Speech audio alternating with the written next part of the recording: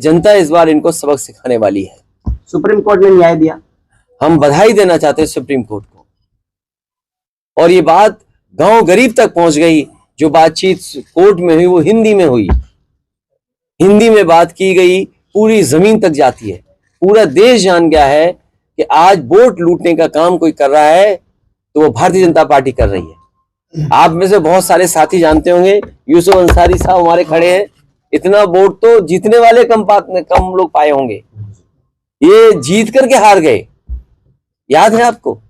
और आप ही के किसी पत्रकार साथी ने अखबार में लिखा, जो मैंने लखनऊ में पढ़ा, कि एक अधिकारी ने मोहम्मद आजम खान साहब को फंसा दिया।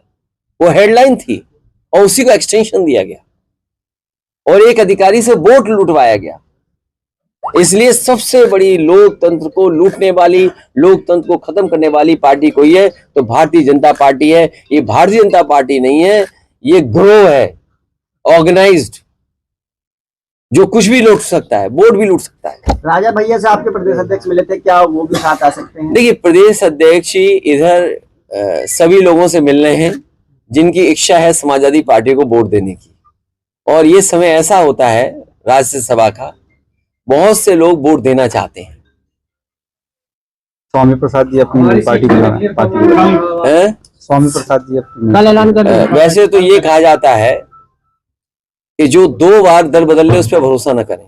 मुरादाबाद से कब 1 मिनट, अब 3 बार कोई दल बदल ले, 4 बार दल बदल ले, तो आप उस पर विचार करिए। कैंडिडेट कब तक डिक्लेयर कर देंगे मुरादाबाद? अब क्योंकि सीटें तय हो गई हैं तो कैंडिडेट भी बहुत जल्दी तैयार हो जाए। अगर आपकी कोई राय हो तो हमें भी दे दो, क्योंकि आपको भी तो वोट देना है, इसलिए हमारी मदद करिएगा। सर, मीडिया रिपोर्ट्स की बात करें तो राजभर जी ने बोला है आपके लिए कि बीजेपी के साथ आप मिले हुए हैं और दिल्ली के इशारे पे आप चल रहे हैं, तो क्या कहना चाहेंगे इसमें?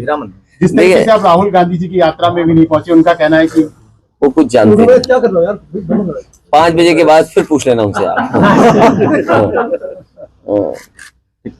कुछ रेडियो होते हैं वो बजते हैं।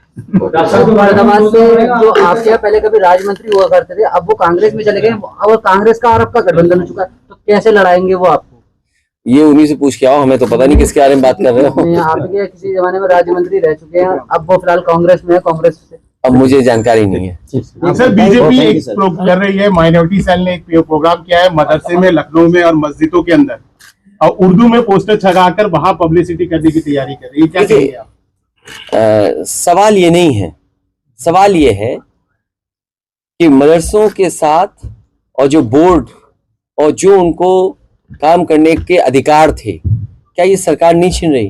केवल मदरसों के नहीं, माइनॉरिटी के जितने भी अधिकार थे उनको छीनने का काम भारतीय जनता पार्टी कर रही है। तो कोई इन पे कैसे भरोसा करेगा?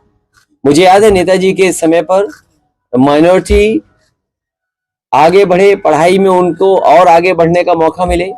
एक्ट जब बना था यूनिवर्सिटी बनाने का, तो नेताजी का बहुत बड़ा योगदान रहा, समाजवादियों का योगदान रहा, जिसके कारण आपके जिले में भी माइनॉरिटी यूनिवर्सिटी का दर्जा प्राप्त है। आपके बगल के जिले में माइनॉरिटी यूनिवर्सिटी का दर्जा प्राप्त है। तो माइनॉरिटी को विशेष अगर अवसर या सहयोग देने का काम अगर होता है, वो संविधान हमारा कहता है। या जो पीडीए की बात चली है, तो पीडीए के अधिकारों को कौन छीन रहा है? जो हमारे मुख्यमंत्री 46 में 56 बोलते थे, कभी आपने सवाल नहीं पूछा उनसे कि भाई 46 में 56 क्यों बता रहे हैं आप? आपको बताना चाहिए कि यूनिवर्सिटीज में वाइस चांसलर पीडीए के कितने हैं, नहीं बताएंगे वो। अगर वो वाइस चांसलर उनके अपॉइंट नहीं हुए पीडीए के, तो जो वो अपॉइंटमेंट्स दे रहे हैं वाइस चांसलर, उसमें पीडीए कहां होगा? पिछड़े, दलित और हमारे अल्पसंख्यक भाई।